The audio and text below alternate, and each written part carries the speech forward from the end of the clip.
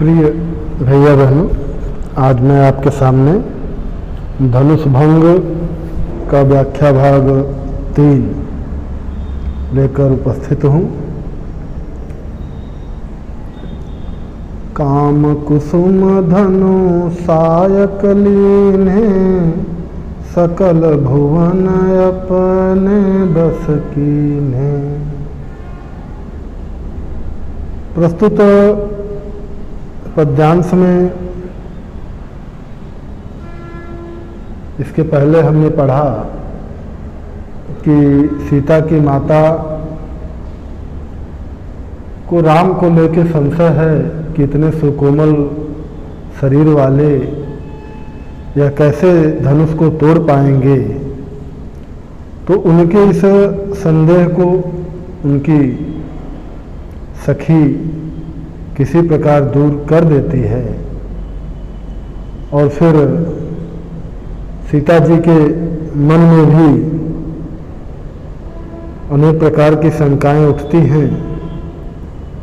उन्हीं सब बातों का बड़ा ही मोहक चित्रण यहाँ गोस्वामी तुलसीदास जी के द्वारा किया गया है कि काम कुसुम धनु सायक लीने। काम कुसुम, काम यानी कामदेव, कुसुम यानी फूल पुष्प, धनु धनुष, सायक माने बाण।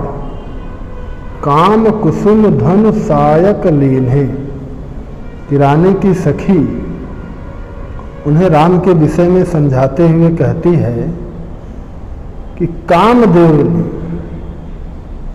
कुसुम धन सायक लीने कि कामदेव ने फूलों का ही धन सायक अर्थात धनुष और बाण लेकर सकल भुवन अपने बस कीन्हे। सकल भुवन अर्थात संपूर्ण संसार को, भुवन मतलब होता है संसार, कि संपूर्ण संसार को अपने बस में कर रखा है। अतः आप राम की कोमलता पर मत जाइए।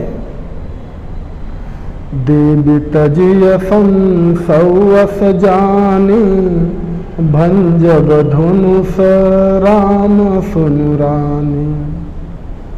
देवी तजिय संसौ अस जानी कि हे देवी, तजव संशय कि आपके भीतर जो संशय है, आपके मन में जो संशय है, तजिय उसको त्याग दीजिए।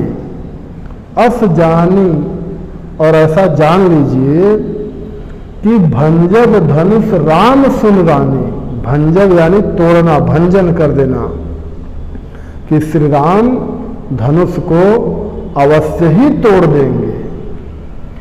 सखी बचन सुनी भय परतीति, मिटा विषाद बढ़ी अति प्रीति।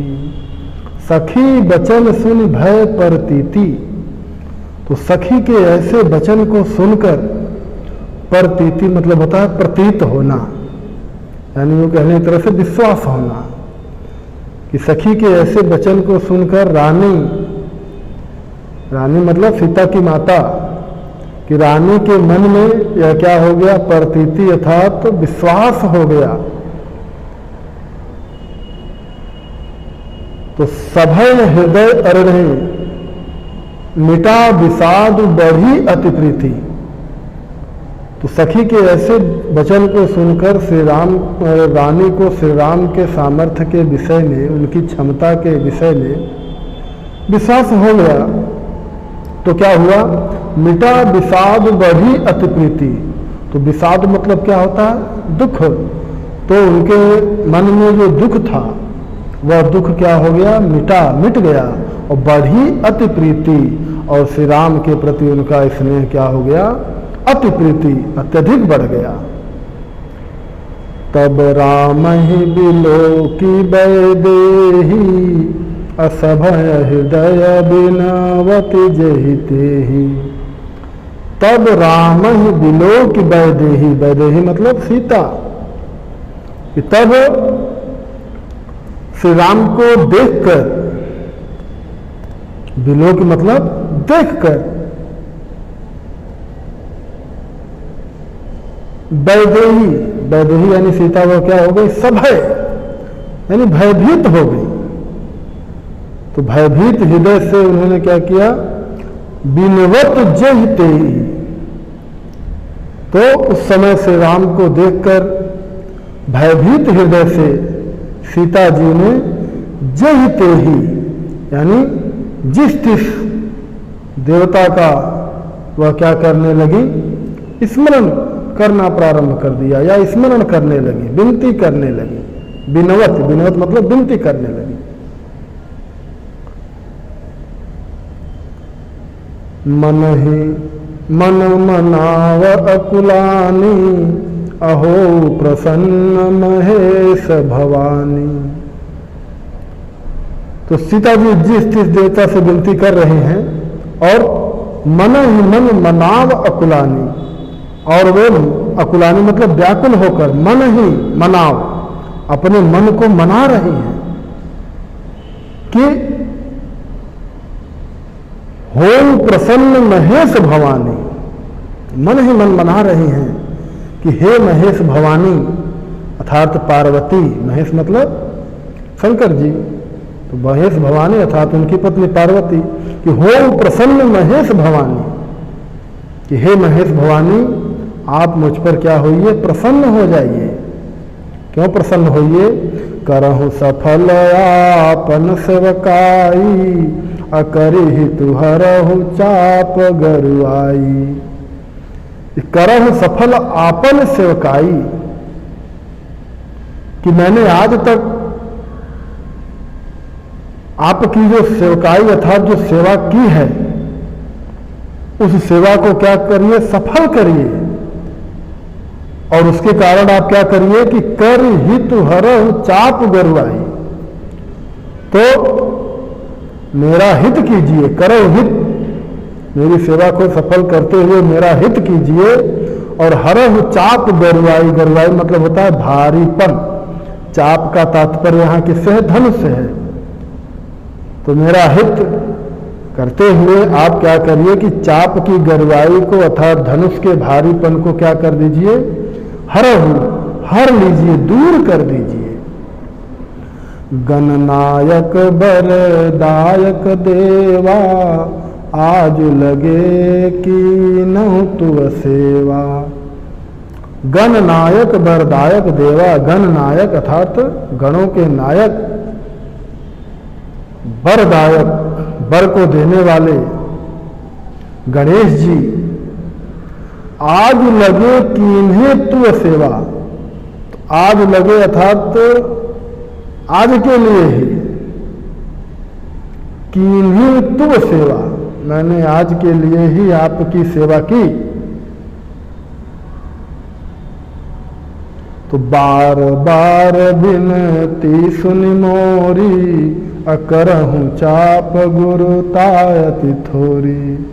तो मेरी आपसे बार बार यही विनती है, सुन मोरी, ये आपसे मेरी बार बार यही विनती है, और विनती को सुन लीजिए। करहूं चाप गुरुता अति थोड़ी, चाप यानी धनुष, गुरुता यानी भारीपन। तो आप मेरी विनती अवश्य सुन लीजिए, और जो इस धनुष का गुरुता यानी भारीपन है उसको क्या करिए, थोड़ी थोड़ी अर्थात थोड़ा यानी कम कर दीजिए। देखी देखी रघुबीर तन, सुर मनाहु धरि धीर, भरे बिलोचन प्रेम जल, पुलकावली शरीर। देखी देखी रघुबीर तन, तो सीता जी जो है रघुबीर तन अर्थात श्री राम के शरीर की ओर बार बार देख करके क्या कर रहे हैं, सुर मनाहु धर धीर, धैर्य धारण करके सुर मनाहु, सुर यानी देवता, देवताओं को मना रहे हैं। भरे बिलोचन प्रेम जल, बिलोचन यानी नेत्र, उनके नेत्रों में क्या है, प्रेम जल अर्थात प्रेम के आंसू भरे हैं। और पुलकावली शरीर, और उनका जो शरीर है वो क्या हो रहा है, रोमांचित हो रहा है। पुलकावली मतलब पुलकित हो रहा है, अर्थात रोमांचित हो रहा है। अगला पद, नीके निरखी नयन भर शोभा, अपितुपन सुमिर बहुरी मन क्षोभा।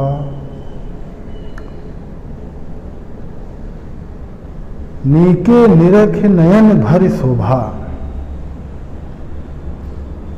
सीता जी को श्री राम के कोमल शरीर को देखकर ऐसा मन में ख्याल उत्पन्न होता है कि वह धनुष नहीं तोड़ पाएंगे। तो इस कारण से उनको अपने पिताजी पर भी क्रोध आ रहा है। वहाँ पर उपस्थित जो मंत्री हैं, जो बुद्धिजीवी हैं, उन पर भी क्रोध आ रहा है। और इस प्रकार सीता जी श्री राम पर अनुरक्त हैं और उनके मन की इसी दशा का बड़ा ही सुंदर चित्रण इस पद्यांश में किया गया है कि नीके निरख नयन भर शोभा। नीके अर्थात ठीक प्रकार से, अच्छी तरह से, निरख देखकर, नयन भर शोभा, और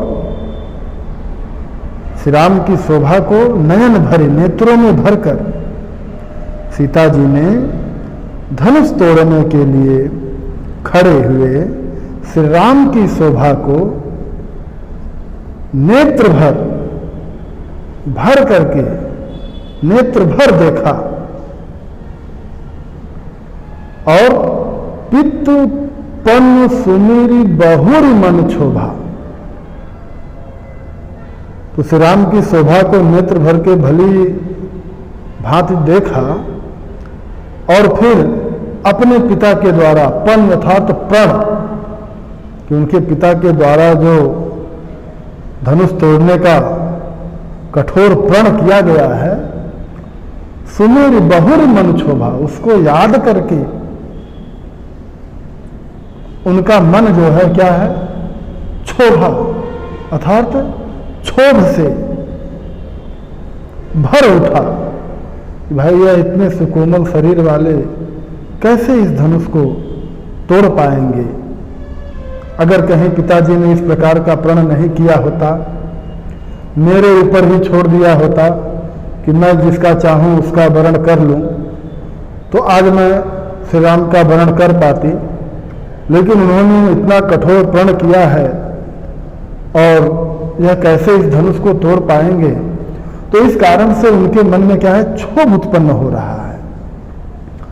अहतात दारुनि हठ ठानी, असमुझत नहीं कछु लाभ न हानि। तो कह रहे हैं कि ओह, तात यानी पिताजी, दारुण मतलब कठिन, हठ ठाने, कि पिताजी ने यह बहुत ही कठोर हठ ठान ली है।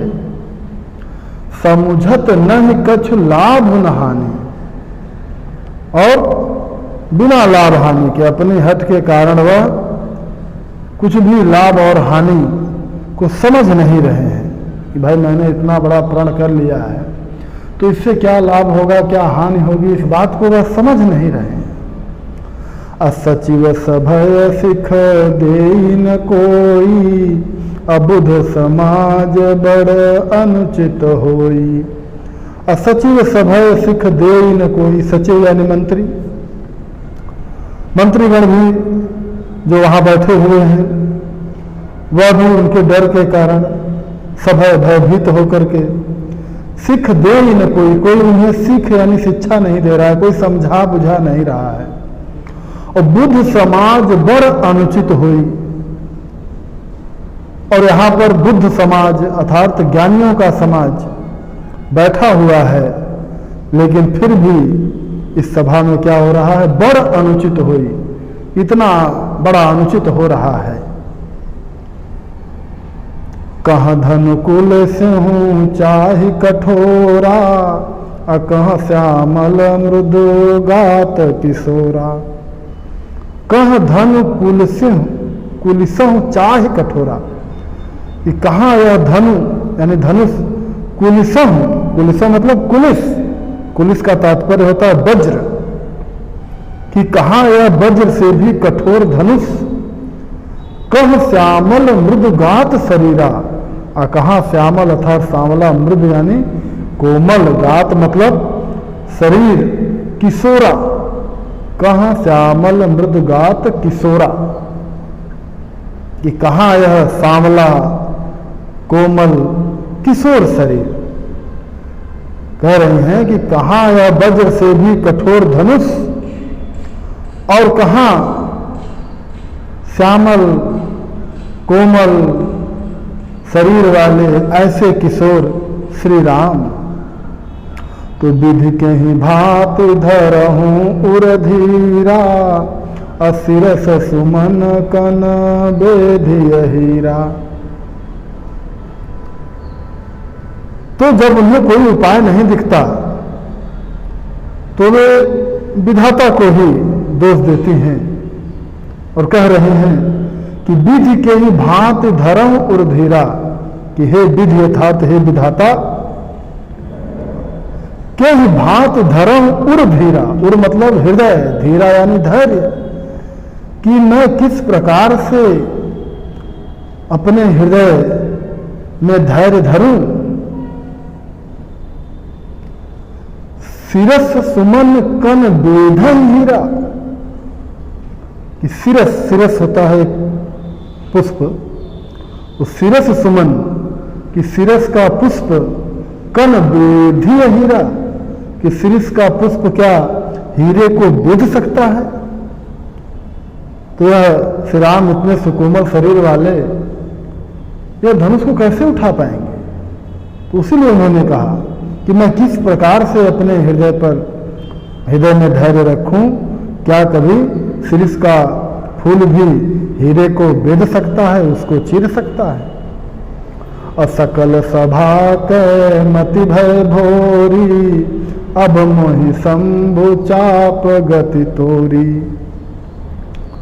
तो कह रहे हैं कि सकल सभा के मत भय भोरी, कि यहां जो सकल सभा अर्थात संपूर्ण सभा, बुद्धिमानों की सभा बैठी है, मत भय भोरी, उनकी मत अर्थात उनकी बुद्धि क्या हो गई है, भोरी, भोली अर्थात बावली हो गई है, कुछ सोच ही समझ नहीं रहे। तो अब इस कारण से अब मोहि शंभु चाप गति तोरी, शंभु चाप अभी शिव, शंभु किसे कहते हैं, शिव जी को, चाप यानी धनुष। तो अब वह कह रहे हैं कि अब मोहि शंभु चाप गति तोरी, कि अतः हे शिव धनुष गति तोरी, अब मुझे तुम्हारा ही आसरा है, तुम जिस प्रकार का व्यवहार करोगे उसी प्रकार का परिणाम मुझे प्राप्त होगा। तो इसलिए हे शंभुचाप अर्थात हे शिव धनुष, अब मुझे तुम्हारा ही आसरा है, तुम ही केवल मेरी मनोकामना पूर्ण कर सकते हो। निज जड़ता लोगन पर डारी, अहोई हरऊ रघुपति निहारी। तो कह रहे हैं कि निज जड़ता लोगन पर डारी, कि हे शिव धनुष निज जड़ता अर्थात अपनी जड़ता को, क्योंकि तुम जड़ हो, सोच समझ नहीं सकते, लेकिन यहां पर जो बैठे हुए लोग हैं वो सोच समझ सकते हैं, लेकिन फिर भी नहीं सोच रहे। तो इस कारण से तुम अपनी जड़ता को क्या करो, ये जो बुद्धिमान लोग बैठे हुए हैं, चेतनशील लोग बैठे हुए हैं, इनके ऊपर डाल दो।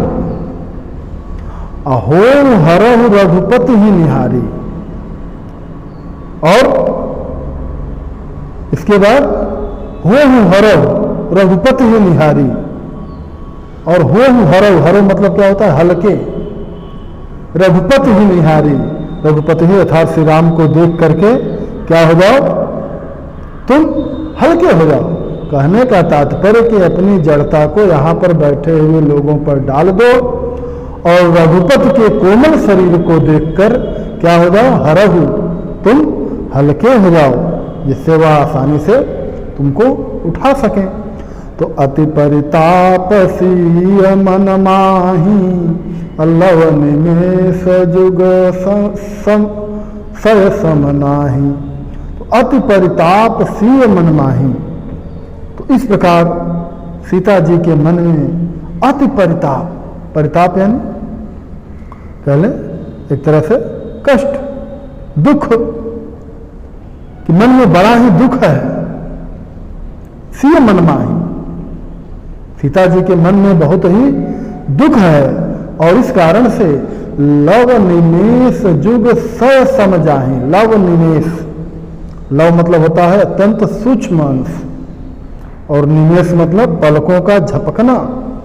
जुग स सम जाहि, कि इस कारण से उनका जो पलकों के झपकने में जो लगा हुआ समय है, पलकों के झपकने में कितना समय लगता है, एक क्षण का समय लगता है। तो पलक झपकने में लगा एक क्षण भी उनके लिए क्या हो रहा है, जुग सय, कि सय यानी 100 जुग, एक जुग नहीं, जुग सय अर्थात 100 जुगों के समान बीत रहा है। दोहा, प्रभु ये चितहि पुनि चितव महि, राजत लोचन लोल, खेलत मन सि जमीन जुग, जन विधु मंडल डोल। प्रभु चितई पुनहि पुनि चितव महि, प्रभु चितई, चितई मतलब क्या होता है, देखना, कि सीता जी प्रभु को क्या है, चितई यानी लगातार निरंतर देख रही हैं। और इस प्रकार से कि कोई नहीं उनको देखते हुए देख ले, तो पुनि चितव महि, महि मतलब पृथ्वी, तो फिर वो दोबारा क्या है, पृथ्वी की तरफ देखने लगती हैं। प्रभु श्री राम को देखती हैं और फिर कोई उन्हें इस प्रकार देख न ले, तो इस कारण से वह क्या है, चितवमहि, पृथ्वी की तरफ देखती हैं। राजत लोचन लोल, राजत यानी सुशोभित हो रहे हैं, राजत मतलब सुशोभित, लोचन यानी नेत्र, लोल यानी चंचल। तो इस प्रकार वह प्रभु को देख रही हैं और पृथ्वी को देख रही हैं।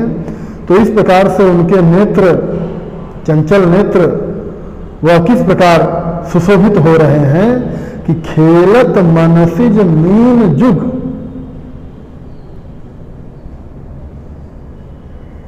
खेलत मनसिज, मनसिज यानी कामदेव,